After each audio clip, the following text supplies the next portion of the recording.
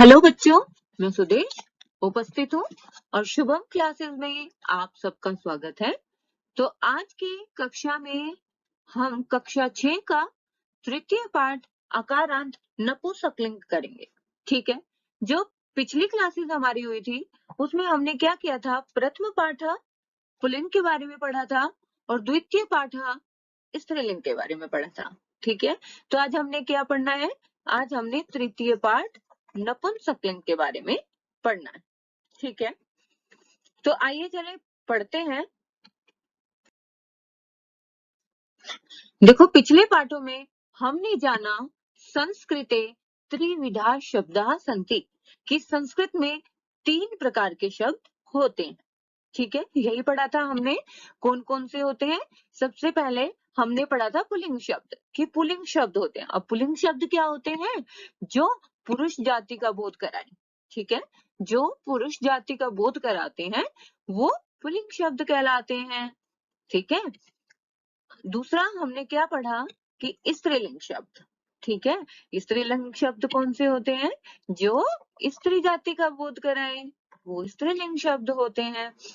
ठीक है, और तीसरा नपुंसकलिंग शब्द, यानी ये कौन से शब्द होते हैं जो ना तो मतलब कि पुरुष जाति का बोध कराते हैं आपको और ना ही स्त्री जाति का बोध कराते हैं।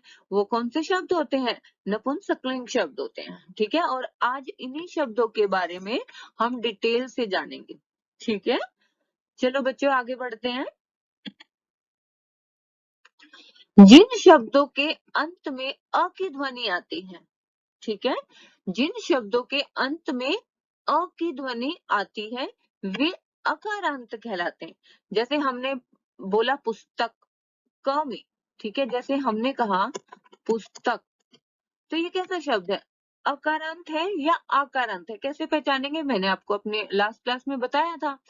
ठीक है, जो ये लास्ट वाला वर्ण है हम वो देखते हैं और ये क्या होते हैं? क प्लस इसके संधि विच्छेद, इसका जो वर्ण विच्छेद है वो करके देख लेंगे। ठीक है, तो इसमें लास्ट में क्या है? तो इसका मतलब ये अकारांत है। क्लियर हो गया? जिन शब्दों के अंत में आ की ध्वनि आती है, जैसे लता। ठीक है, मैंने लिखा लता, तो इसमें जो अंतिम का वर्ण है वो क्या है? तो ये क्या कहलाते हैं? वो आकारांत कहलाते हैं। पुल्लिंग और स्त्रीलिंग शब्दों के बारे में हमने पिछली क्लास में जान लिया था। ठीक है, और अब हमने क्या पढ़ना है? नपुंसकलिंग पढ़ना है, जैसा कि मैंने अभी आपको बताया। ठीक है, अब देखो, आपको ये सब पिक्चर्स दिखाई दे रही है? दिखाई दे रही है और आप इन सबसे परिचित भी है। ठीक है, आपने कहीं ना कहीं देखा भी है ना? देखा है ना? चलो आइए हम इनको संस्कृत में पढ़ते हैं कि इनको संस्कृत में क्या कहते हैं। ठीक है बच्चे, अब देखो जो पहली पिक्चर है ये वाली पिक्चर, ठीक है, ये वाली पिक्चर देखो अच्छे से, देखो किस चीज की दिखाई दे रही है आपको ये पिक्चर? एक घर की पिक्चर ये आपको दिखाई दे रही है ना? तो इसको हम संस्कृत में क्या कहेंगे? इसको हम संस्कृत में कहेंगे गृहम। क्या कहेंगे इसको? गृहम कहेंगे। ठीक है, अब देखिए नंबर 2 पर जो पिक्चर है, जो ये चित्र आपको दिखाई दे रहा है, ये किस चीज का चित्र है? तो देख लेते हैं। वाह, ये तो एक दरवाजा दिख रहा है ना? सबको एक दरवाजा दिख रहा है। तो इसको हम संस्कृत में क्या कहेंगे? ठीक है, इसको संस्कृत में क्या कहेंगे? द्वारम। क्या कहेंगे इसको संस्कृत में हम? द्वारम। ठीक है, देखो नंबर 3 पर आपको किस चीज का चित्र दिखाई दे रहा है? क्या है ये देखो। हम्म क्या दिखाई दे रही है आपको? ये एक बस दिखाई दे रही है ना? और इस बस को हम संस्कृत में क्या कहेंगे? बस यानम। क्या कहेंगे इसको? बस यानम। अब देखो ये 4th नंबर पर ये जो चित्र आपको दिखाई दे रहा है, किस चीज का चित्र दिखाई दे रहा है? ये फैन है ना? ये पंखे का चित्र आपको दिखाई दे रहा है और इसको हम संस्कृत में क्या कहेंगे? व्यजनम। क्या कहेंगे इसको? व्यजनम। ठीक है, तो बच्चे अगला चित्र देखते हैं। चित्र नंबर 5 हमारा किस चीज का चित्र है? हम्म छाता है ये तो। ठीक है, और इसको हम क्या कहेंगे संस्कृत में? छाता को संस्कृत में क्या कहते हैं? छत्रम कहते हैं। ठीक, देखो नेक्स्ट है, ये आपको क्या दिखाई दे रहा है? ये तो कुछ मिट्टी खोदने जैसा लग रहा है ना? पाउडर टाइप लग रहा है, ठीक है। इसको हम क्या कहेंगे संस्कृत में? खनित्रम। क्या कहेंगे इसको संस्कृत में? हम खनित्रम कहेंगे, ठीक है बच्चे। चलो आगे बढ़ते हैं। देखो ऐसे कुछ और शब्द हैं जिसको हम संस्कृत में क्या कहते हैं। जैसे देखो आपको पत्ते का चित्र दिखाई दे रहा है ना। ये आपको एक खेलने का कोई टेडी बियर टाइप दिखाई दे रहा है, नारियल दिख रहा है, तो इनको संस्कृत में क्या कहते हैं ये जान लेते हैं। इसको पत्ते को हम संस्कृत में क्या कहेंगे? पर्णम। क्या कहेंगे? प्रणम। और खिलौने खिलौने को क्या कहेंगे संस्कृत में? कृणकम, ठीक है। ये क्या है? नारिकेलम यानी नारियल, ठीक है। ये क्या है? नारियल। ये क्या है? कंप्यूटर यानी संगणकम, ठीक है। ये क्या है? वातायनम। क्या है ये? वातायनम। ये सोपानम। क्या है ये? किसका चित्र है? सोपानम का, सीढ़ियों का चित्र है। ये किसका चित्र दिखाई दे रहा है आपको? उद्यान का, ठीक है। इसको उद्यानम कहेंगे। और ये किस चीज का चित्र आपको दिखाई दे रहा है? चश्मे का चित्र दिखाई दे रहा है ना, इसको क्या कहेंगे? उपनेत्रम, ठीक है। ये आपको किसका चित्र दिखाई दे रहा है? कंघी का चित्र दिखाई दे रहा है, तो इसको क्या कहेंगे? कंगतम। संस्कृत में हम इसको क्या कहेंगे? कंगतम कहेंगे। समझ आया बच्चा? चलो आगे बढ़ते हैं। देखो अब क्या कहा जा रहा है कि नपुंसकलिंग के वचन कैसे बदलें, ठीक है। नपुंसकलिंग के वचन कैसे बदलें, ठीक है। देखो जब अकारांत था और अकारांत में हमने पुल्लिंग पढ़ा था, ठीक है। जब हमने अकारांत में पुल्लिंग पढ़ा था तो हमने क्या लिखा था? जैसे बालकः, बालकौ और बालकः, यही आपने पढ़ा था ना। और जब हमने ये किस में पढ़ा था? पुल्लिंग में, ठीक है। पुल्लिंग के वचन ऐसे बदले थे, ये एक वचन में होता है, ये द्विवचन में होता है, और ये किस में होता है? बहुवचन में, ठीक है। ऐसे ही जब हमने स्त्रीलिंग के पढ़े थे, स्त्रीलिंग में हमने क्या किया था? बालिका, ठीक है, बालिके, यहाँ पर एक ही मात्रा आ गई थी। और यहाँ पर क्या था? बालिका, ठीक है। ये आ गया था हमारा, है ना बच्चे। यानी ये एक वचन का, ये द्विवचन का, और ये हमारा बहुवचन में था। लेकिन जब नपुंसकलिंग की बारी आती है, यानी जो ना तो पुल्लिंग पुरुष जाति का बोध कराए ना स्त्री जाति का बोध कराए, उसके वचन हमने कैसे बदलने हैं, ठीक है। आज हम वो सीख रहे हैं। तो जब एक वचन होगा तो पुस्तकम लिखेंगे। जैसे पुस्तक क्या है? ना पुल्लिंग है ना स्त्रीलिंग है ना। ना वो पुरुष जाति का बोध कराती है ना स्त्री जाति का बोध कराती है, तो उसको हम क्या कहेंगे? नपुंसकलिंग कहेंगे, ठीक है। जैसे पुस्तक, तो जैसे इसका बालिका और इसका बालिका हमने एक वचन में लिखा था, ऐसे ही इसका वचन क्या लिखेंगे? एक वचन में इसको क्या लिखेंगे? पुस्तकम। पीछे माँ आता है, ठीक है, यानी पीछे क्या आता है? आता है, ठीक है। पुस्तकम। और द्विवचन में क्या रहेगा? पुस्तके, एक ही मात्रा ही रहेगी आपके ऊपर, ठीक है। और बहुवचन में क्या आ जाएगा? पुस्तकानी। क्या आएगा? पुस्तकानी। क्लियर हुआ बच्चे? एक वचन, द्विवचन और बहुवचन, ठीक है। एक वचन, द्विवचन और बहुवचन में क्या हम रखेंगे? देखो अब आपका ये क्या है? एक पुस्तक, ठीक है। एक वचन मतलब एक पुस्तक, ठीक है। और पुस्तके, पुस्तके यानी दो पुस्तक।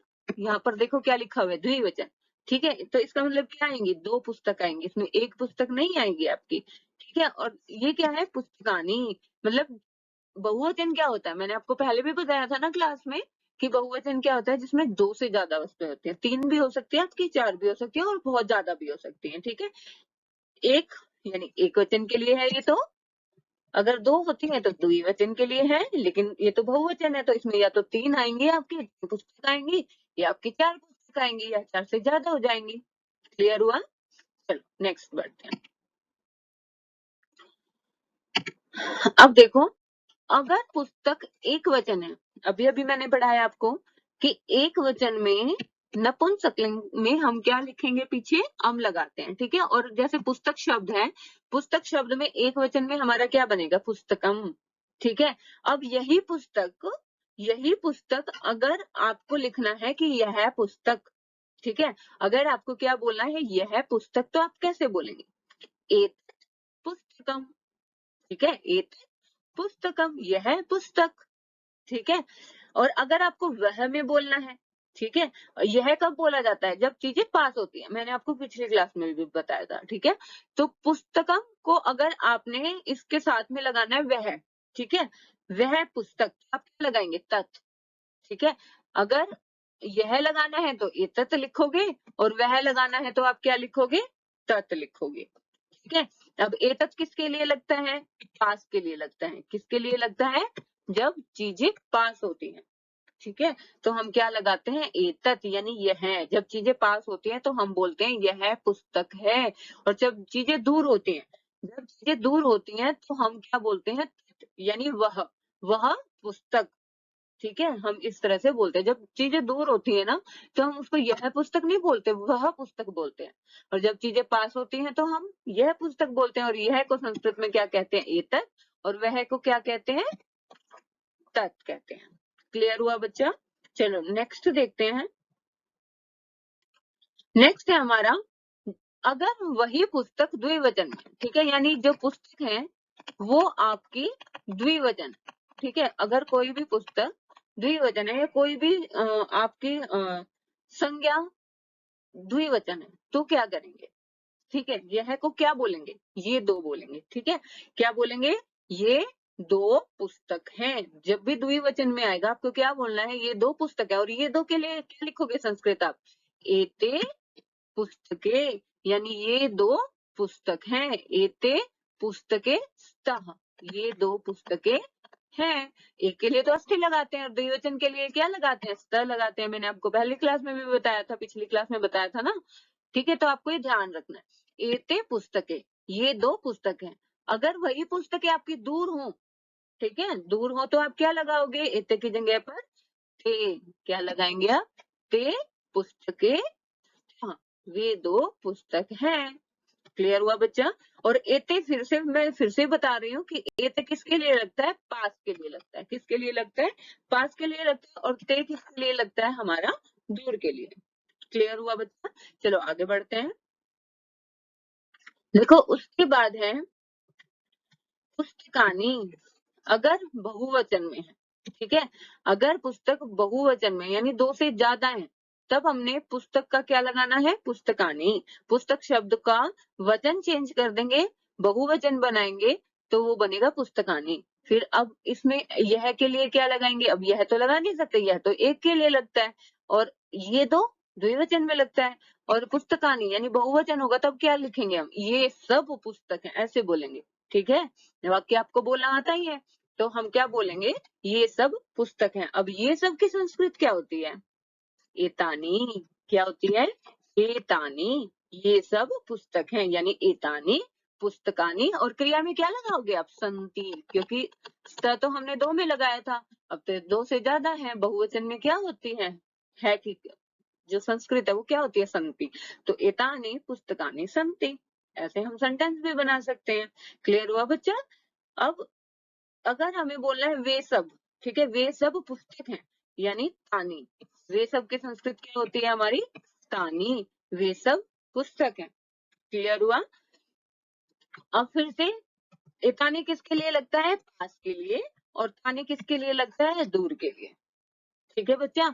अब देखो जो ये हमने इस क्लास में पढ़ा है, ये पूरा हमारा थर्ड लेसन की इंट्रोडक्शन है, ठीक है। जो हम थर्ड लेसन में पढ़ने वाले हैं उसके पूरी इंट्रोडक्शन है। अगर आपको ये वीडियो समझ आ गई है, ठीक है, इस वीडियो में जो भी मैंने आपको समझाया है, अगर वो आपने अच्छे से समझ लिया, ठीक है, अगर वो आपने अच्छे से समझ लिया तो पूरी एक्सरसाइज और पूरा लेसन आप खुद से कर सकते हैं, ठीक है। अब मैं जो अगली क्लास होगी उसमें आपको बताऊंगी, उसकी हिंदी में आपको कराऊंगी, और देखना आप कितनी फटाफट आप हिंदी कर पाएंगे, ठीक है।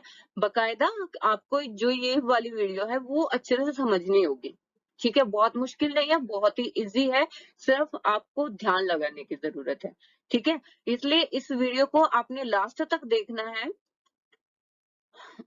और उसके बाद इसको समझना है, ठीक है। अगर आपको कुछ भी समझ नहीं आता है तो आप उसको कमेंट बॉक्स में मुझे जरूर बताएंगे, ठीक है। अपने सुदेश मैम को आपको जरूर बताना है कि आपको क्या चीज समझ नहीं आई है। क्लियर हुआ बच्चा।